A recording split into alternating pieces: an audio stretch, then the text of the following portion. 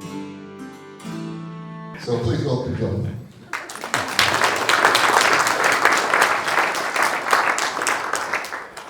Thank you, Neil, and thank you, ladies and gentlemen, for staying to the last talk. So as Neil explained, I'll just introduce the origin of this book, which is Lancashire's Sacred Landscape.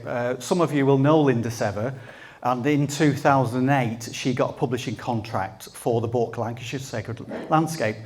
And she asked me if I'd write a book about prehistoric Lancashire. So I said yes, and then contacted the County Council, got all the sites and monuments records for the prehistoric. There was over 900 records, there's a lot more now.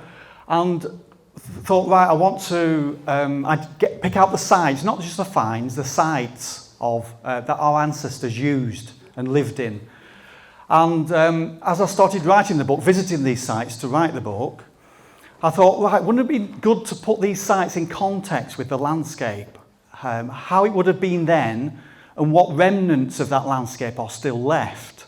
However, it quickly became obvious that with the word limit I had, I wasn't able to look at the landscape of those sites. So then I started at the same time writing or visiting the sites of the landscape, the remnants of the landscape that was surrounding the prehistoric sites, and looking at the vegetation, and then starting to catalogue those habitats, those sites systematically. So when the book was published in 2010, I then focused full time.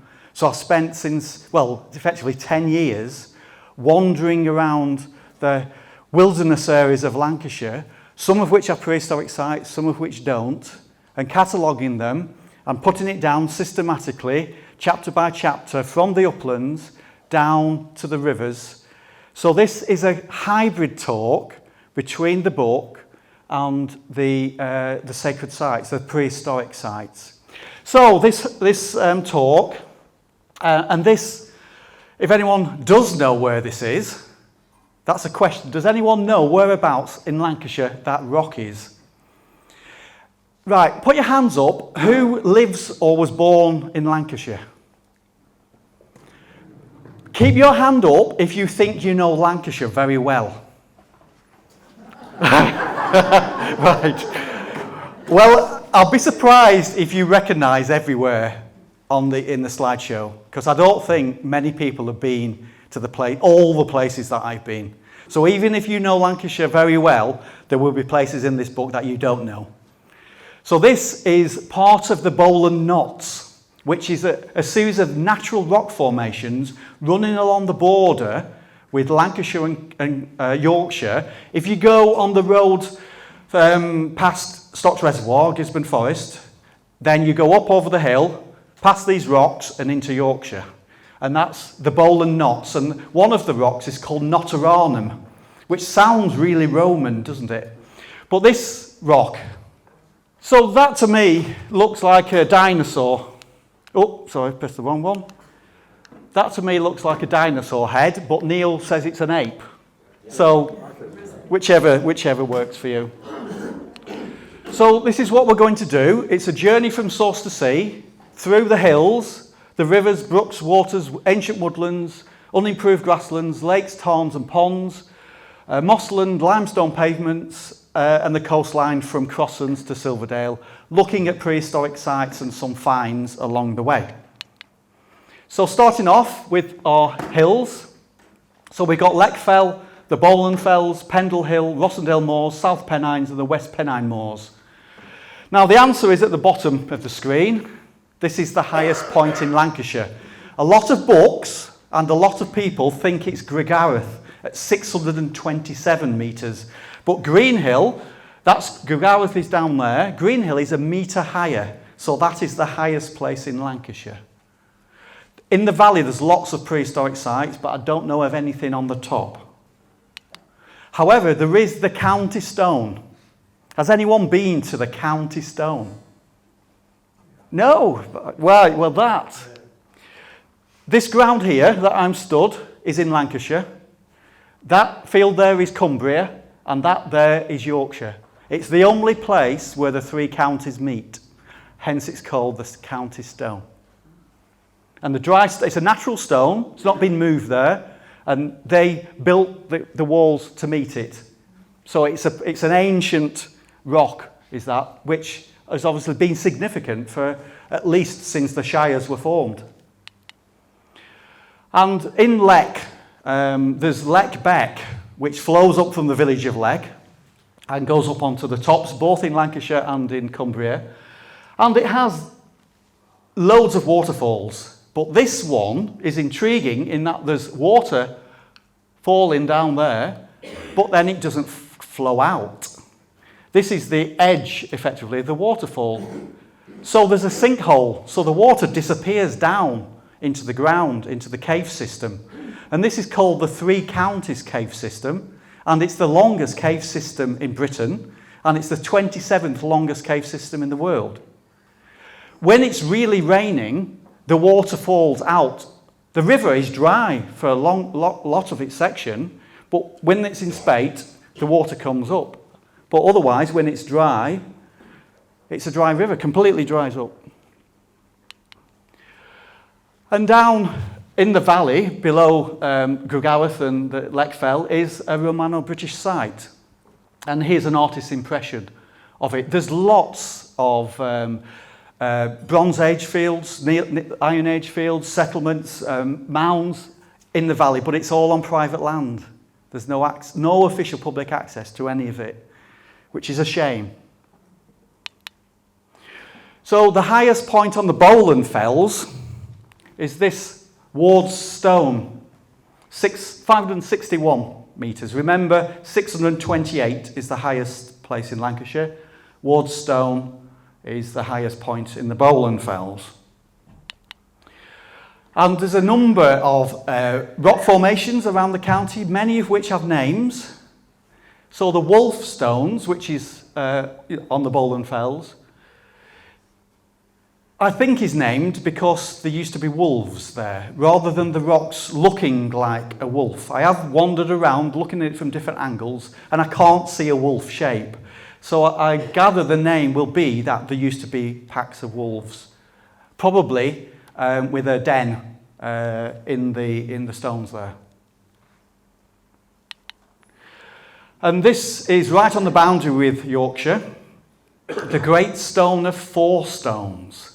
Now there is only the one stone there now, the biggest one, and it's got two sets of steps going up it. One much more recent than the other. So this is the more recent set of steps. So the other three stones have gone. Allegedly, they were broken up and used in the local road construction. They must have been smaller. So Fourstones is still a stone circle. There's a lot of them in Scotland, and they're called four-posters. So Lancashire has a four-poster stone circle. And one of the roads leading up to it is called Ringstones Lane, which is another clue that it was a circle of stones. So also on the lower slopes of Bowland, Birk Bank, which is on the northern edge of Bowland, is this woodland, which is like Wistman's Wood in Dartmoor. There's two woodlands in Lancashire that are like Wistman's Wood in Dartmoor. I had the pleasure of going to Wistman's Wood for the first time in July 2017. And there's these stunted oaks growing out of massive rocks. Now, it's not exactly like Wistman's Wood. Wistman means wise man's wood. But it's a special place, it's a lovely place, got a lovely atmosphere, this place.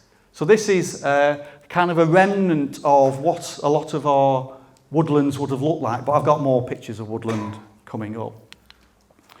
Pendle Hill is a kind of a separate hill to the Forest of Bowland, but it's included within the Forest of Bowland area of outstanding natural beauty, and that's at 557, just 4 metres lower than the highest point at Wardstone.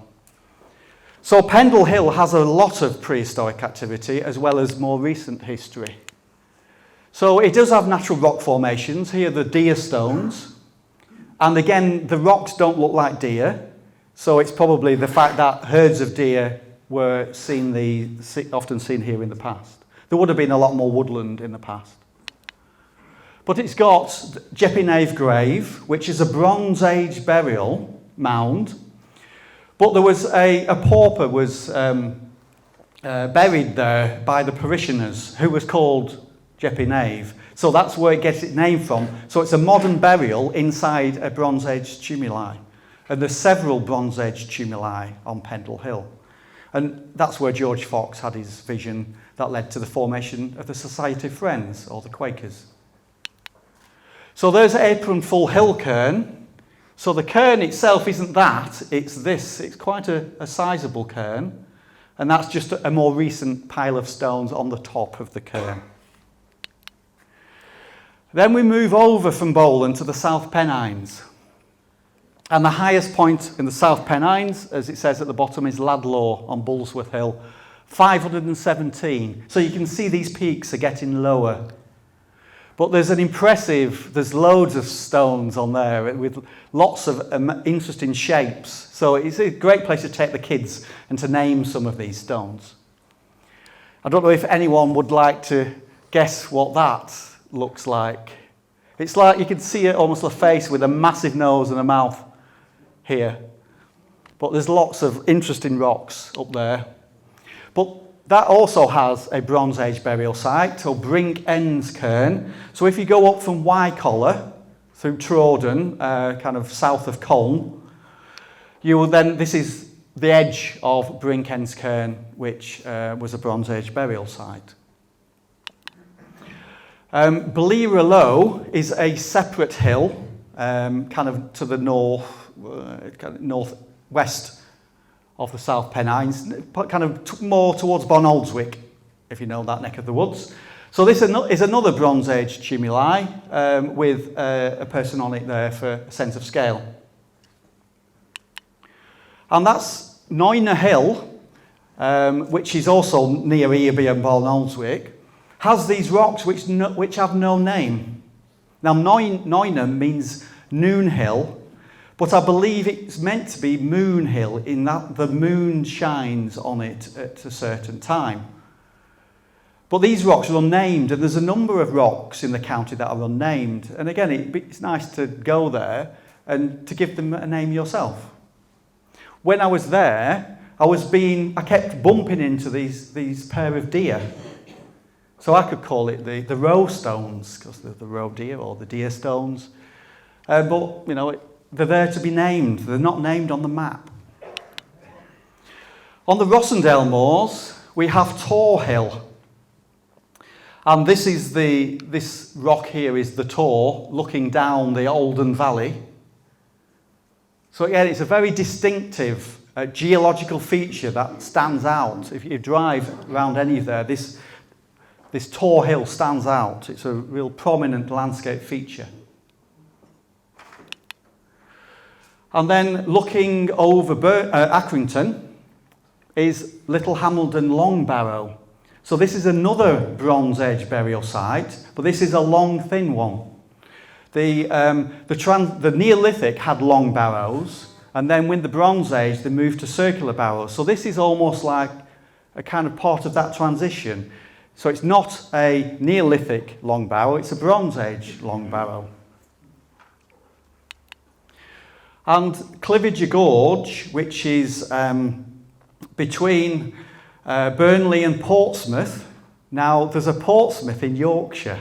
Did you know that? If you drive from Burnley through Cliviger, on the way to Hebden Bridge or Topmorden, you go through Portsmouth. So this is a spectacular gorge, which has amazing rock formations, lovely waterfalls, and our ancestors would have looked down on a view like that. That's hardly changed in thousands of years. There might have been a few shrubs hanging on, but even the sheep would struggle to get up onto these slopes. You know, so that hasn't been cleared of trees. It's kind of slipping all the time. It's unstable. So that view, even though there might be the odd little shrub, that view is probably how it has been for thousands of years. And there's places on the county that we'll go through that haven't changed, hardly changed in thousands of years. There have been some changes, but it's effectively semi-natural vegetation. Oh, I think I missed one then. This unusual rock formation, again near Burnley, is called Reeve Edge. And it looks like, to me, like the backbone of a crocodile sticking out the ground. The photograph doesn't do it justice, but you've got these 2 rows of rocks just coming out of this peninsula of land, and it's a most unusual place. Again, our ancestors would have wondered at that and probably had a name, a significance for it, which has since been lost. Oh, you see the wording says West Pennine Moors, and this is the Pike Stones. So this is a Neolithic chambered tomb. It is a long barrow from the Neolithic period, and it's the only 7 Cotswold style Neolithic chambered long barrow which isn't in the 7 Cotswolds region. It would have been very impressive when it was built and in use. There is an information board there, and you can park at Jepson's Gate, if you know that, above the reservoirs at Rivington, walk up to this and then carry on to the Round Loaf, so you can do a circuit which includes both sides. So this is an artist's impression. That's, if you go back, those stones there is the burial chamber just here. So it was a huge structure. There is an artist's impression. There's a man stood there. So to give you an idea of how big it is, that's a full-size man. And that's all that's left there now. So it's been robbed. It was dug into by gravediggers looking for goods, for something, to make them rich, but they just found bones, nothing of significance. And then I think a combination of the farmers probably removing the stone, the weather, sheep grazing it, has reduced it from its former glory to its rather sad state of affairs now. And there's a picture of the Round Loaf, which stands out like a sore thumb when you're there. It's obviously not of a natural formation. I'm not aware of it. I know the previous speaker said it had been excavated, but I wasn't aware that it had been. But I'll look into that. So that's another Bronze Age, allegedly Bronze Age barrow. But potentially bigger than that, which is certainly bigger than the Round Loaf, is Hoglow Pike. Again, it's not been excavated, but that's a much bigger barrow than the Round Loaf. And that's above Haslingden Grain. So if you know that area, it's in Rossendale, it's above Haslingden Grain, the valley. And that's a huge Bronze Age barrow, if indeed it is a barrow. It's not been excavated, so it's not been proven. But it just stands out like a sore thumb on the landscape. It doesn't look natural.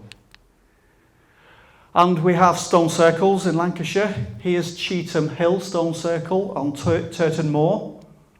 We're still in the West Pennine Moors.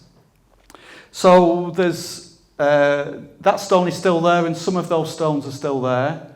But there's also a ring cairn, and it's right on the border with Lancashire and modern Greater Manchester. So that's what you see if you go there today. This is after a fire swept through. So it actually burnt off the vegetation and exposed the stones. So the vegetation has grown back up now, so then it's not as obvious as it was in that slide. And 13 Stone Hill is on Oswaldtwistle Moor.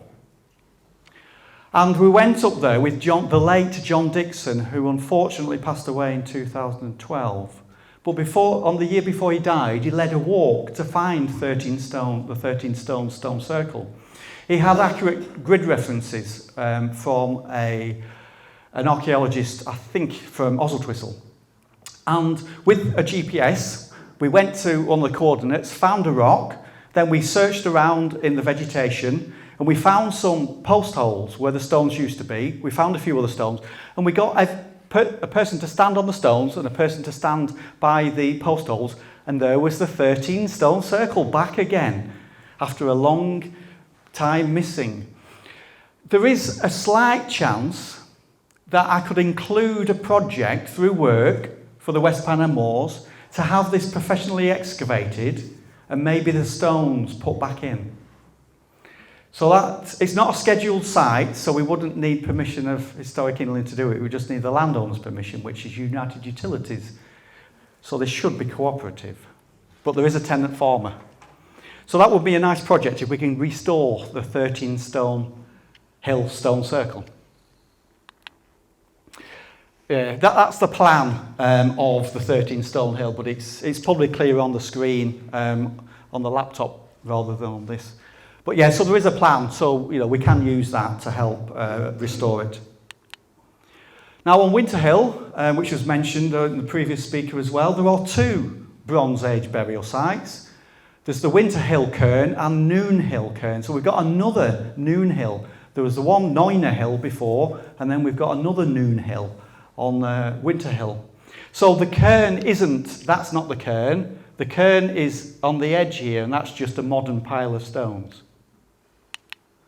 But that was excavated, and you can see some big edge curbstones there, and then they found a Bronze Age cremation urn with the cremated remains of human bones inside. So that's the uplands gone through. We'll move on to the rivers. And this is the only waterfall in Lancashire which has a name on the Ordnance Survey maps. The only one with the name. There is other waterfalls which do have names, local names, but they're not on the maps. This is the only one. White Spout, which is in the Forest of Bowland. It's a bit of a trek to get there, but it's a lovely trek. It's well worth doing. This is one of those locally named waterfalls, Red Rocks at Calp Green. So that's near Walton Dale, or between kind of Preston and Blackburn, on the River Darwen. And again, quite an impressive waterfall. So our ancestors would have gone to these places and revered them, possibly done some work there. This is probably, I didn't measure them all. I've been to, the journey I took has taken me to 294 waterfalls. They're the ones with public access. There's more than that, which you can't get to. And I think this is the highest fall, the highest drop at High Shores, which in the West Pennine Moors near Great Hill. So not too far from the Roundloaf. And it's an impressive drop. It's a beautiful, beautiful place. And, my mate Paul, you took this photograph. He joined me on, a number of friends came with me when I was out exploring, and this is at the source of the River Ribble, or one of kind of several sources which all end up forming the River Ribble downstream. But this is the commonly accepted source of the River Ribble, which is just a trickle. There's a rock face there, but then there's just a trickle of water coming out of the ground. It's not a particularly impressive source, but nonetheless, it's the source of the river. 15th of January 2012, remember that, Paul? I've got a picture of you, but I thought I'd put me on the slide. So looking at some of the other river sources, people have been going to the sources of rivers for thousands of years. Some of them are revered, some of them are made into wells and springs, which have names and health benefit, if not spiritual properties. But this is the source of the River Hodder in the Forest of Bowland. A bit more impressive than the Ribble, but it's more of a boggy source. So there's like a boggy pool, and then there's a flow of water coming out of it. But one of the most accessible. It's not far from the road. If you know the Trough of Bowland, the Trough Road that goes through, it's not far from there. So it's one of the easiest river sources to get to. The source of the River Douglas is of Winter Hill, not far from the masts. So again, that's quite accessible, but you've got to get up there. And again, that's coming out of the peat, so not a particularly impressive source. East Lancashire's Calder is below Whitekirk in the Cliviger Gorge. So those rocks are part of that impressive rock formation in the CLIVIGER Valley. And the source is just flowing down here. Again, not particularly impressive. Now, I say East Lancashire's river calder because there's 3 river calders in Lancashire. This is the one that flows through Burnley into the Ribble. There's the river calder that forms with the River Brock, the Wyre, that flows out at Fleetwood. But if you go just a few yards from this point, you're into the Yorkshire's river calder, which flows into the River Aire. But the source of the River Aire and the catchment is shared between Lancashire and Yorkshire. So then water that falls in Lancashire can flow into the North Sea through the River Aire. The River Grisedale, which is also part that goes into the part of the Wyre system, is a very impressive source. It's like a green snake. The water's snaking through this green mat of vegetation. That's a beautiful place. It's one of the more difficult ones to get to, but it's a beautiful source. But one of the most impressive is the source of the River Conder. Now, I showed this slide last year and did a little dance around, but I'm not going to do that again. Oh, So this is an artesian source of water. It's under pressure and it's literally gushing out. Huge quantities of water just gushing out of the rock there. So again, that's on the Forest of Bowland, on the north-facing slopes. And this is Hodgeclough. Now, this is a nationally important waterfall because the water has eroded the soil off it and exposed the geology underneath. So this shows a particular period of geological time, important enough for it to be nationally important. So it's a site of special scientific interest for its geology. So we have several nationally important kind of waterfalls because of the rock being exposed underneath. This is also a site of special scientific interest. This is Little Mearley Clough, which flows off Pendle Hill. So the clough is here, and there's at least 12 waterfalls going up that bit. And that's important because the clough is... this was formed during the Ice Age when the ice melted. It kind of gouged out the volume of water because there was a kilometre of ice above it. So all that water melting gouged out that clough. So that's why that's of national importance. And this is also a site of special scientific interest. The River Hodder over Hacking Wood, which is near Stonyhurst College. And here we've got, again, the rocks are exposed by the river, and these have important fossils from a particular geological time. It's in limestone, so it's about, 230 million years ago. But again, a lovely spot, a beautiful walk along the river there. And this Sales Wheel, which is on the Ribble upstream of Ribchester, the wheel is a whirlpool. So what we have here is a narrow section between 2 limestone cliffs, but then it suddenly opens out. So when the water comes gushing through the gorge, it forms a big whirlpool called the Sales Wheel. And there's a river crossing point. Steep Wood is near Gisborne, not Gisborne Forest, but Gisborne. If you carry on past Clitheroe, the A49, you'll come through Gisborne. So Steep Wood, and this is a river crossing point. So there's a public footpath comes to here, and then you have to walk across the river, and then continue the footpath on the other side. So if the river's in spate, you can't do it. And there's a number of places that you can cross the river if the water level's low. And this is one of them. But that woodland there is one of the most natural woodlands in the county. But we're going to come on to woodlands. And this is an interesting path from, it's near Longridge, and this footpath is a dead end. It just goes down to the river. Fishermen have rights of access, so I think it's probably that's why it's got access. But you're looking through this gorge with woodland on both sides, semi-natural woodland on both sides. And there's very few places that you get a view like that you've got completely natural woodland on both sides in a steep river valley. So there's no cables, there's no walls, there's no sign of human activity at all in that picture.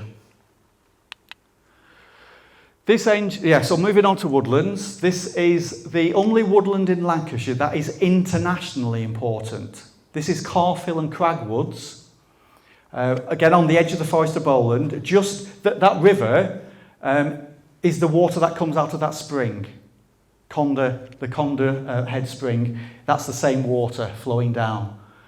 So this is of European importance, so it's designated under European legislation as a special area of conservation because it's such a good example of upland oak woodland. So it's not only nationally important, it's internationally important in Europe. There's no public access into it, but you can see it from three sides. So this is just a picture from a series of postcards that the County Council produced. The artist is John Hodgson, and this shows Porlick Fell in the Neolithic period. It's an artist's impression, but Neolithic people were having an impact on the landscape. And they were, this isn't Neolithic, this is Mesolithic, this is hunter-gatherers. So there is a Neolithic slide to come. This is hunter-gatherers. So people are just collecting fungi, hazelnuts, obviously hunting animals. They're living a hunter-gatherer lifestyle in probably temporary settlements and having very little impact on the landscape. But then when it comes to the Neolithic, then we start to have a big impact on the landscape. So this is a view into Carfill and Cragwoods. So it's a beautiful bluebell wood. And Lancashire has some of the best bluebell woods in England, and England has the best bluebell woods in the world. This is my favourite bluebell wood in Lancashire, Burton Wood. It's a Wildlife Trust Nature Reserve. So it's on the south-facing slopes of the River Lune near CAIRN in Lancaster district, and it's just a beautiful haze of blue colour and the smell of walking through there. And then you'll come onto a big patch of wild garlic. So if you like the smell of wild garlic, it's just beautiful walking through the woods. This is Kringle, Barrow and Deepdale Woods in Silverdale. So it's near Silverdale, the onside in Silverdale area of outstanding natural beauty. And this again is ancient woodland. So this is lime and yew trees growing on the limestone pavement. And it's a very special place. Eves Wood, which is also near Silverdale, has got these big mounds, which is actually a colony of ants. So wood ants, this is the nest of a wood ant, and this is almost at the northern limit of wood ants in the British Isles. But those wood ants were there 2,000 years ago, were there 4,000 years, they must have come back after the Ice Age retreated. They wouldn't have been there when the Ice Age was here. So as the ice retreated and the vegetation came back across what is now the English Channel, so the trees that came, the wood ants would have come as well and would have made it slowly but surely up to Lancashire, so that Lancashire Cumbria, South Cumbria, is the northern limit of wood ants. So they made it this far, and they've been there for, I'll say, at least 6,000 or 8,000 years. And they're still there. So it's the vegetation that's there came naturally. So our ancestors walked through, what we're seeing now, if you walk through that area, is what our ancestors would have walked through. This is Red Scar and Tonbrook Woods above the Ribble, just to the east of Preston. Again, it's Wildlife Trust Nature Reserve, above Brockholes Nature Reserve. And again, that scene, there's a tree there just laid on the ground which is being absorbed back into the soil. Nature's reclaiming it. And that scene could have been taken 4,000 years ago. It is like stepping back in time in many of these places, these wilderness areas. The ROSSENDALE Woods. This is Lancaster district, again on the northern facing slopes of the Forest of BOWLAND. Beautiful oak woodland, also of national importance, another site of special scientific interest. So it's a nationally important woodland, not an internationally important woodland. And Spring Wood at Whalley. So what the book does is take you systematically through the biggest, the most important and the most accessible examples of all the habitats. Spring Wood at Whalley is one of the most accessible ancient woodlands. You can go around it in a wheelchair. It's got a good car park, good surface paths. There's still a slope, but with a wheelchair or certainly a tramper vehicle, it's accessible to people with disabilities. This is Sunnyhurst Woods at Darwin, Blackburn, just south of Blackburn. It's a local nature reserve owned by the council. Again, it is accessible. Some parts of it are accessible to all. And Dean Wood in West Lancashire is owned by the Borough Council. Lots of footpaths, very accessible. One of the jewels in the crown of West Lancashire. It's one of the least natural boroughs, West Lancashire, and Fylde and Blackpool. But this is one of the jewels that West Lancashire has, is Dean Wood. And near, not too far away, also in West Lancashire, near Parbold, is the Fairy Glen. So this is a waterfall. There's two waterfalls in the glen on the left. They're not named, but beautiful, like magical kind of quality to this glen. It's owned by the council, again, good footpaths through it. And then this is a wizened fairy tree. It's just a kind of, it's almost like a dragon's head there. But just the shape of it, it's just like, yeah, you just imagine the fae kind of having inspired the growth of that tree. And near Chorley is the Yarrow Valley, the Yarrow Woods. This is a beautiful big beech tree, probably nearing the end of its life, be 250 years old, and then they don't live much older than 250 years old, despite being one of the biggest trees in the British Isles. But what a fantastic root system there. And the second woodland that looks a bit like Wistman's Wood is Stronsbury Bank. So this is on the slopes of the West Pennine Moors above Chorley. So if you carried on up the slope, you come up onto the top and then you could walk across to the Round Loaf. And this, again, is stunted oak trees growing out of rocks, loads of mosses and liverworts. Again, it's got just that magical kind of quality to it. It's like really is going back in time. And the inn at Whitewell has got a wooded valley. When I was walking up on this path, actually looking at the limestone grassland, the sun was shining and illuminating which it looks like a silver sword just running down the valley. But down from that, on that slope below me, are the Fairy Holes Caves. So this is a plan from John Dixon's book. So there's an entrance with these two walls, and then there's the chamber in it. That's the level of soil they found, and then they excavated it, and then found evidence of human activity behind these structures at the front. And there's a number of other caves in that neck of the woods. And the appropriately named Boggy Wood is in the Brock Valley. It's boggy for a reason, because it is very, very wet and boggy, but that's older woodland. So those trees are older trees. And again, they've been growing there for thousands and thousands of years. Alder doesn't grow particularly big. So our ancestors, that would look like that, for thousands of years ago. And this is the bluebell wood of my childhood, although this is wild garlic, Ramsons. But this is what I call bluebell wood. It's called Dog Kennel Wood in South Ribble, between Bamber Bridge and Whatley Dale. But I've got a special affinity just because I grew up playing in this wood. And it's got beautiful displays of celandines, bluebells, wild garlic. So moving on through the grasslands, we've got a number of internationally important grasslands. So these haven't been ploughed or reseeded. These have the natural vegetation that their soils are meant to support,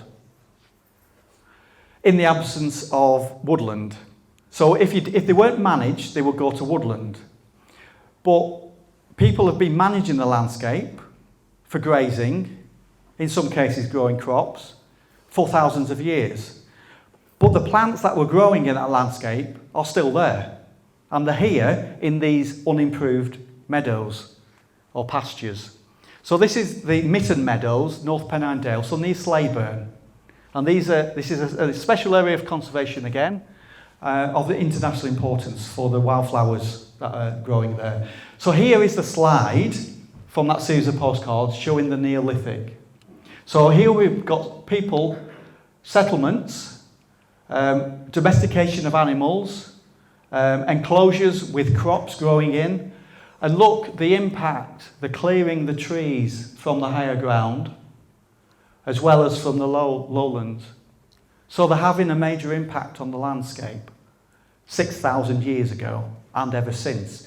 But despite that, there's still places, which I'm going through, where you've got the natural vegetation. Even though it's modified to more or less different ways, it's still a direct descendant, effectively, from the landscape our ancestors lived and worked in.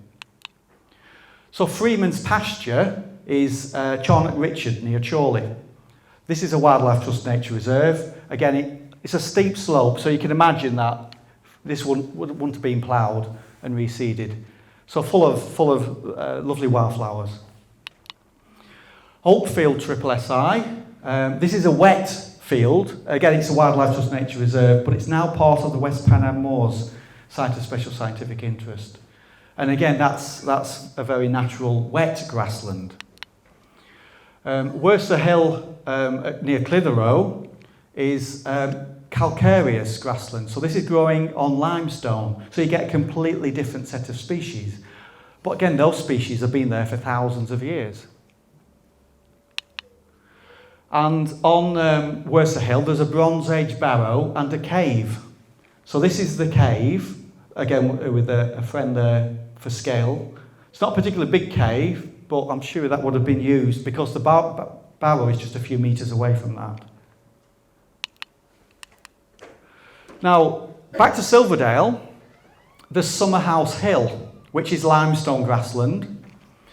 But this is a plan from 1940, and that's the Summerhouse was built on top of a Bronze Age barrow, but then there's a number of big stones still there, and an archaeologist worked out that it formed a stone circle. There are two of the stones. Now, is it a genuine stone circle? The diameter of that is 140 metres, which means it's the second biggest behind Avebury. It's bigger than all the other stone circles in the British Isles, apart from Avebury. Thurston Valley in Burnley it's a steep valley, a mixture of woodland and grassland. There's a lovely long footpath through that, and it is like going back in time, walking through that grassland. There's wetland, there's woodland, it's a whole mixture. And a surprise find is Carhouse Green Common. So this is in Preston district, but it's I was thinking there's a road goes through the middle of it. It's common land, but it's surrounded by a green kind of sea of arable crops, and it just stands out like a sore thumb because it's not being ploughed and drained and improved. It's got the kind of natural vegetation. So people have common rights to it, although there isn't much evidence of that being, of grazing or of peat, removing peat, or timber even. So people will have rights, but they don't seem to be exercising that now. But it means it's becoming more and more wild. So that's a surprise find, was Carhouse Green. And Wharton Browse, or Brews, which is the Warton at Preston, not the Warton near Silverdale, has got this grassland just above the sea. So there's salt marsh below this, but then there's coastal grassland at Warton with this lovely plant called spiny rest harrow. So if people know rest harrow, the plant, it's called rest harrow because it's got such a dense root system that it can rest the harrow. When Fieldwork ploughs with the horse and plough, then the roots of this plant could stop the plough. So this spiny rest harrow has got spines on it, unlike the other rest harrow. And Hurst Grange Park in Penwitham. Now this was another surprise find in that it's a public park.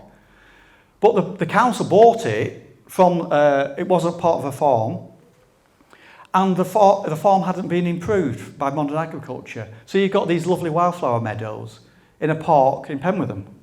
And that's one of the most accessible ancient grasslands in Lancashire.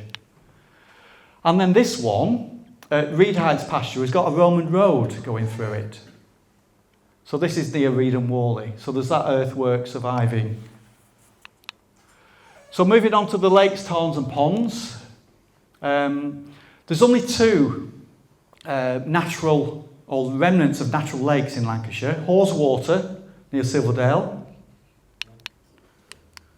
That's a picture of it. Again, you could be going back thousands of years with that scene, looking through the reeds. And this is a postcard from the Somerset Levels. An artist's impression of a trackway going through the reeds, through a lake, effectively across a lake. Now, that's an artist's impression of a trackway going across. That could be a kind of a lake, a pond, or a river course. And then this is the Sweet Track in Yorkshire. So you can see that artist's impression is based on what they've actually found archaeologically. But then we've got examples in Lancashire as well. So this is Kate's Pad. So it would have been several kilometres long, but they've just found two short sections. Oh, so the section, when they've excavated it, that's what it was like. Now, doesn't that look like a blueprint for that? So our Lancashire trackway has got, in Somerset, they've got a visitor centre.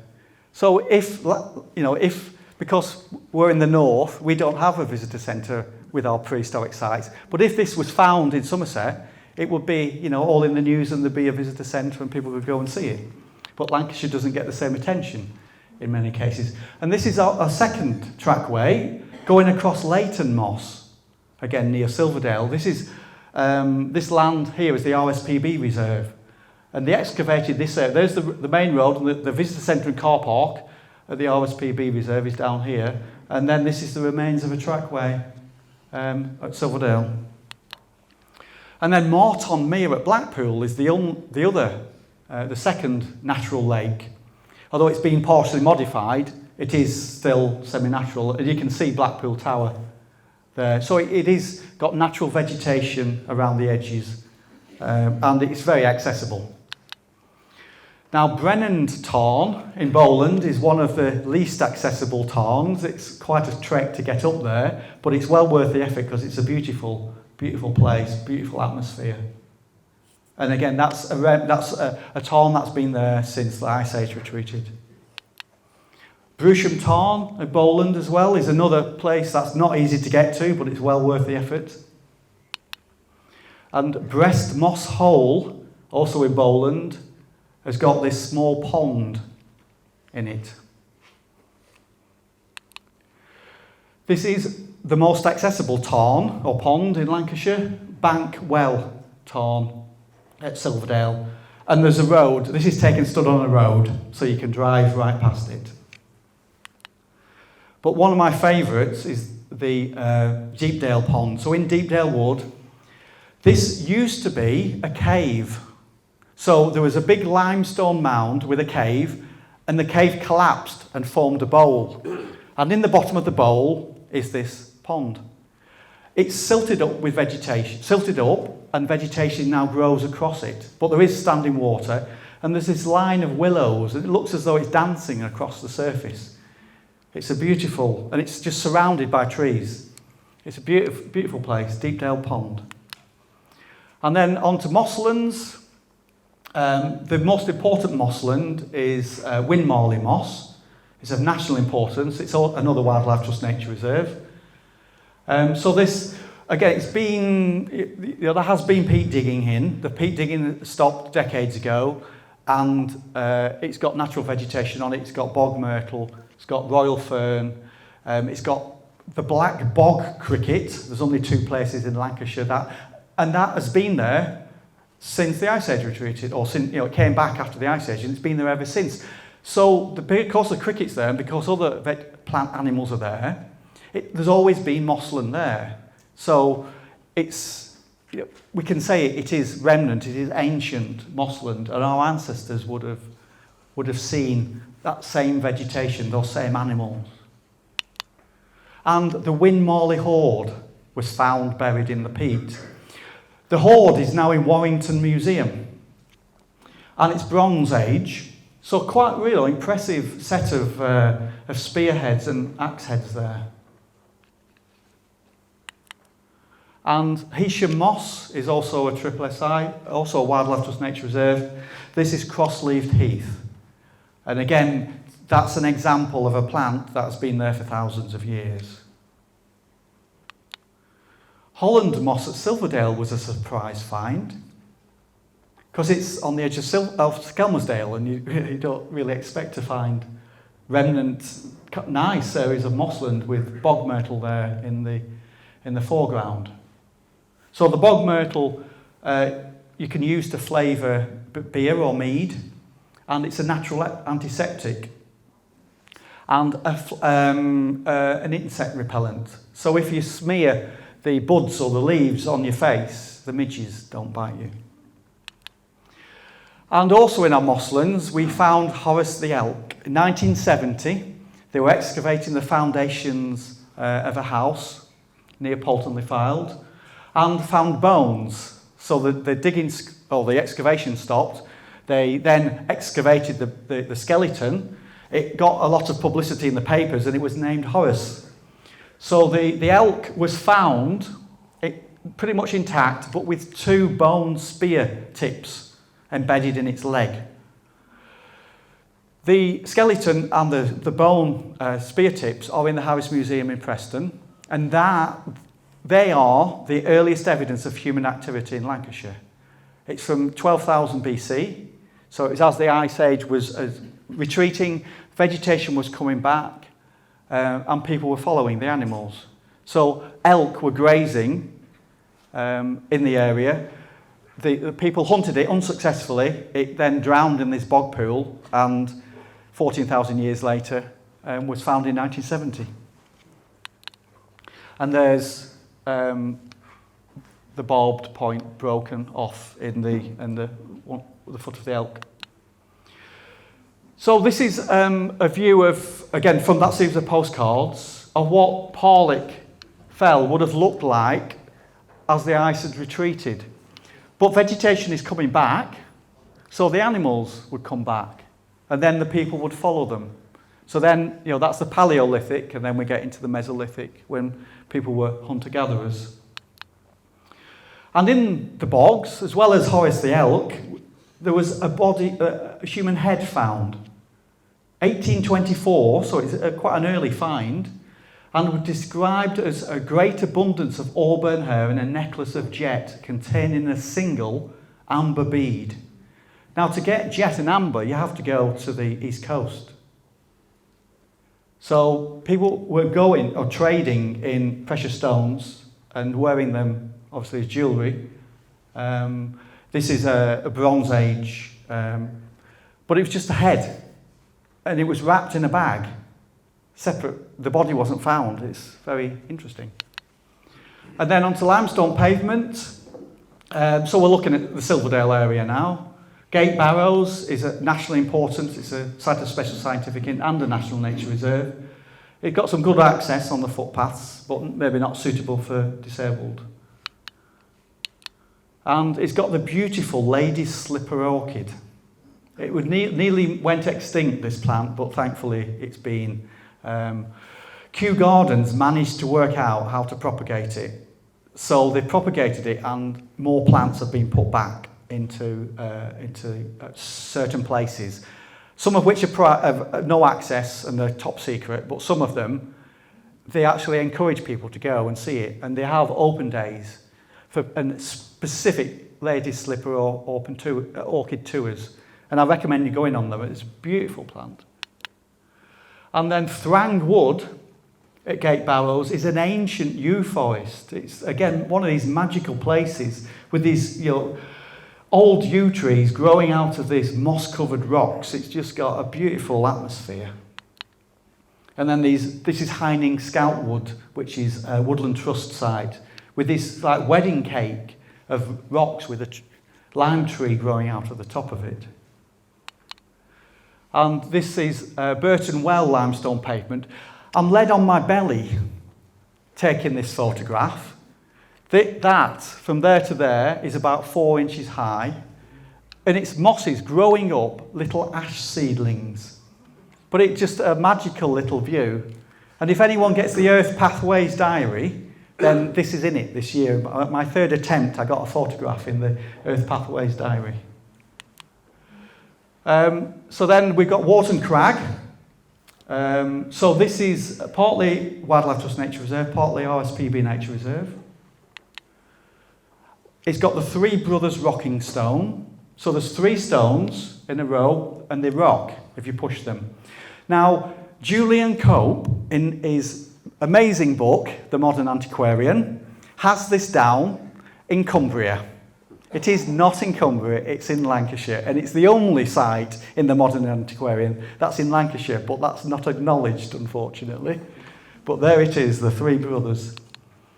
And Warton Crag has got an Iron Age hill fort, one of 3 definite Iron Age hill forts.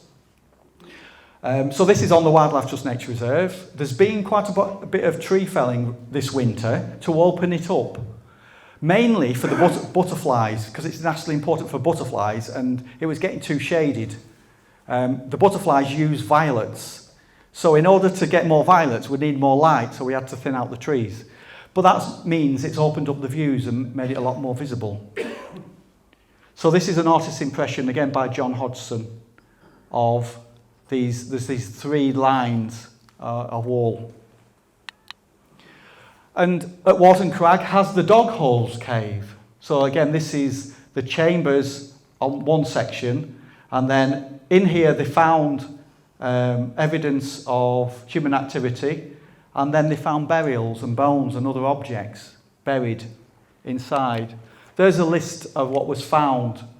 This is a bronze-edged comb made out of bone, but there's bits of metal, there's bits of pottery. There's a whole list of animal bones and human remains that were found in that cave, but I better that I won't dwell on that. And finally, the last chapter is the coast. So we're going to go from the Criffel Boulder at Crosslands to the Cove at Cumbria. So the Criffel Boulder was brought here by the Ice Age. Criffel is in Dumfries and Galloway, and it was brought down, a rock of that size was brought down by the ice and buried right on the coast. And when they did the Crosslands pumping station, they hit this. So they brought it to the surface and then put this plaque on it. Oh, and so that's the journey that it took with the power of the ice. So then we got onto the salt marsh at Banks. So these plants have been growing there ever since the coastline reached its current sea level. So the English Channel was there in 6000 BC, and the sea level was roughly what it is now in 6,500. No, it was there in 6,500 BC, but then reached its current level about 6,000 BC. So those plants have been growing there for 8,000 years. So then we go to Longton Marsh, and that's open access land, so you can wander where you want across that. If you go to the Dolphin Pub and just carry on, you'll come out onto Longton Marsh. Then on the other side of the river, we get to Freckleton Naze. So we've got a natural banking here, and then the salt marsh. So that banking is natural. There's no sea defence there. And then the Warton Bruise at Preston. Again, that's a natural bank. And then surprise at Lytham. The dunes at Lytham there are some sea defences, but then there's a section which doesn't have any sea defences. This is taken from the edge of Fairhaven Lake. But then when you look there, you've got these mud flats, salt marsh and sand dunes, and that's a natural succession of sand dunes. From the four dunes to the Dunesby Hack and then going back. So that's a natural progression, in a very, very accessible part of the county. And behind it, there's these wet depressions called slacks, and it's got grass of Parnassus. Now that plant has been growing in those slacks for thousands of years. Squires Gate at Blackpool. Again, I can look one way and there's Blackpool Tower, look the other way, and it's like going back in time. That's a surprise.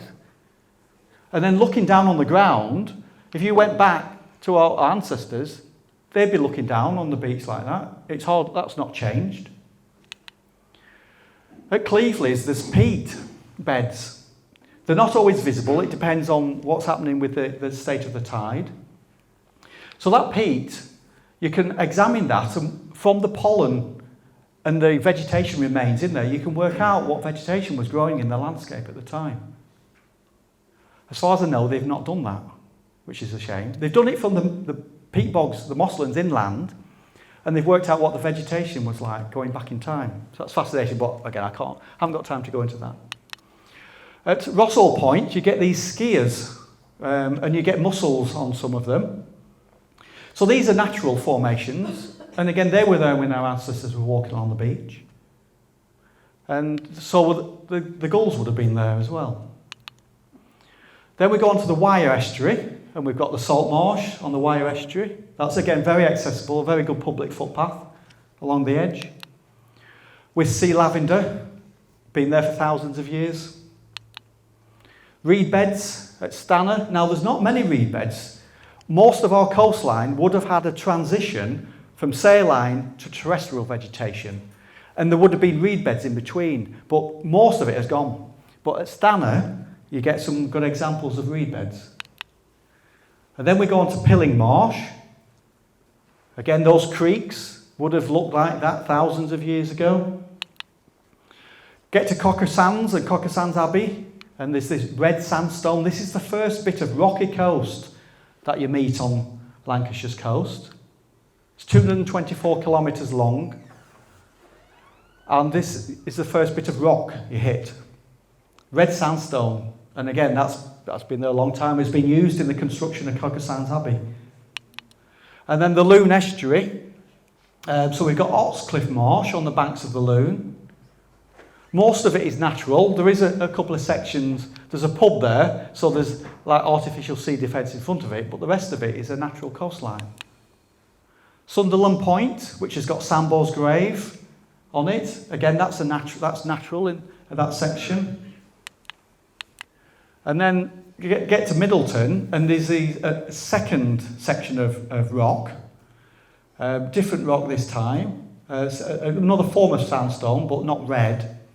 But this, it's like a monster coming up out of the sand there. And then at Half Moon Bay at Heysham, we get our first rock pools. So those rock pools will have been there a long time, and the crabs and the fish that are stranded in the rock pools, that process has been happening for thousands of years. And the seaweed's been there for thousands of years. Heysham Head is quite impressive for its geology, going back in time from the top to the bottom. So that each of these layers will be thousands, if not tens of thousands, if not hundreds of thousands of years old. So there could be millions of years in that sequence. Well, I'm not a geologist, but it has been studied, so the answers will be there. And then we get to Jack Scout at Silverdale, which is all limestone, calcareous, and again that scene there with sparse vegetation and the scrub That is as natural as you get on the coast. Silverdale Beach, we also have rock pools. And then there's the cove. So this is in a natural V, looking across to that cave. Just beyond the corner, it's Cumbria. So we're now at the northernmost point of Lancashire's coast. And just to make a point that people have probably heard of the Formby footprints. That on the beach at Formby, the sea is eroding the mud and exposing Mesolithic footprints where people were walking across the sands and the muds on the beach at Formby, say at 8,000 years ago, possibly 10,000 years ago. And what they found is that people with very deformed feet were walking on the beach at that time. And from the depth of the footprint, they can work out the height or the weight of the person. So they can, from the size as well, they can tell if it's a child or a man or a woman. And from some of the footprints, they can tell that they were carrying heavy weights because of its extra depth in the mud. So they found that people were carrying possibly wood that's been washed up, or coal, or maybe collecting shellfish to eat. So even people with deformed feet had a role to play in society, going out onto the beach and collecting things to either burn or to eat. And at Lump Meadows, which is actually just in Merseyside, but just across the river from Lancashire, a Mesolithic site has been excavated. It's a Wildlife Trust Nature Reserve, and there's going to be interpretation put, because here is a Mesolithic altar. It's nothing like it has ever been found ever in the world. So Ron Carroll, who's been excavating it, is going to write up this, and there's going to be a circular a walk around it with information about it. But there's been deliberately placed stones with fool's gold placed in the middle. So it's described as an altar, but nothing else has been found it from the Mesolithic period. So it's a unique thing on our doorstep. And it'd be great to get Ron to come and give a talk maybe at a future conference. So that's it, thank you. This photograph was taken at Brockholes on the stone circle that we built in 2014, creating new sacred space, as the sun was setting on the summer solstice. Thank you, and happy to take questions.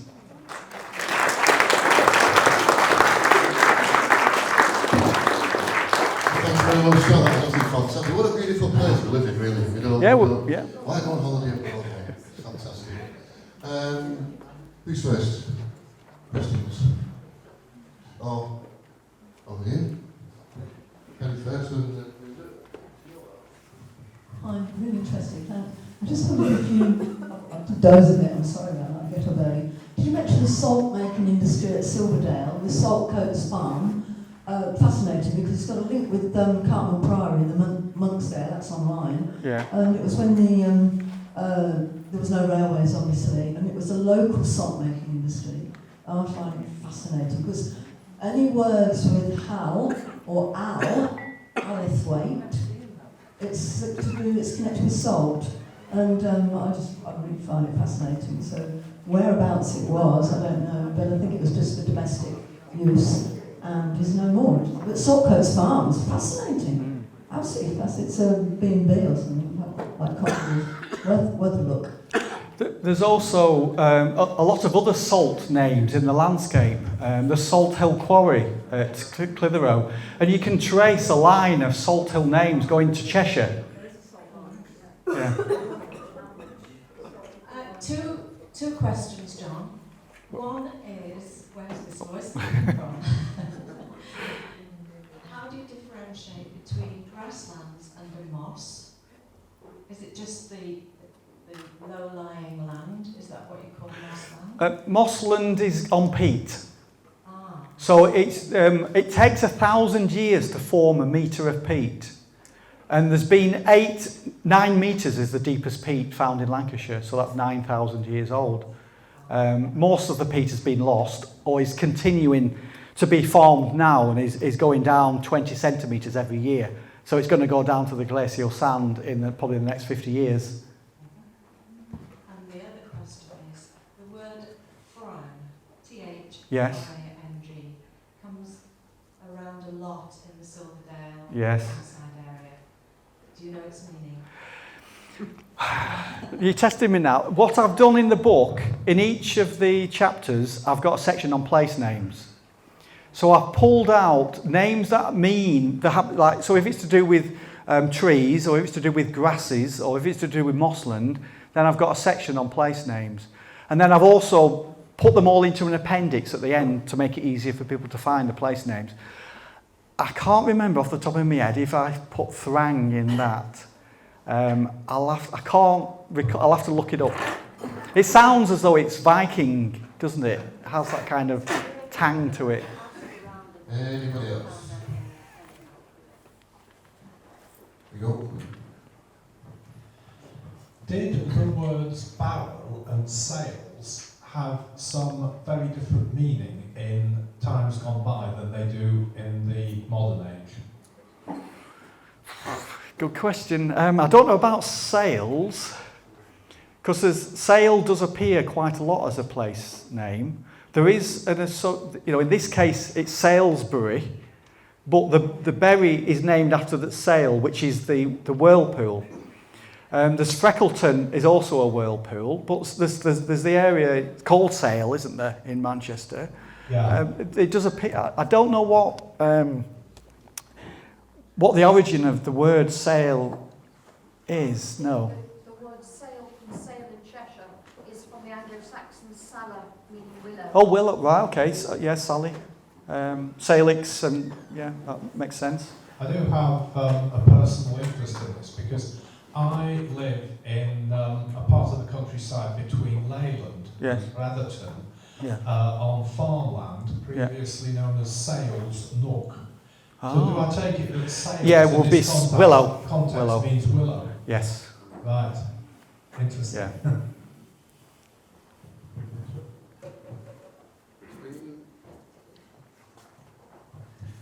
The drawings that you showed, Yes.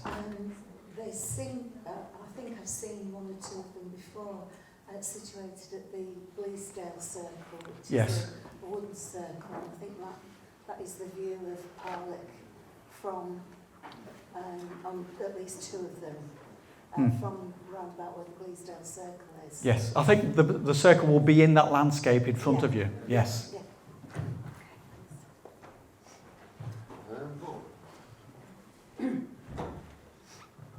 Yes, the Summerhouse Hill Circle at Yes. Silverdale, is it actually shown on the map? So is it accessible? It's got a public footpath running through the middle. Yes.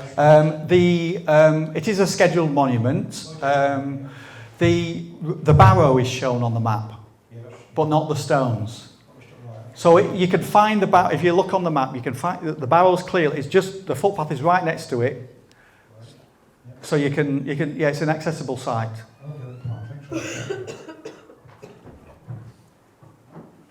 I do have a full set of maps at the back with all the sites marked on. So if anyone, I can show you where it is on the map if you're interested afterwards.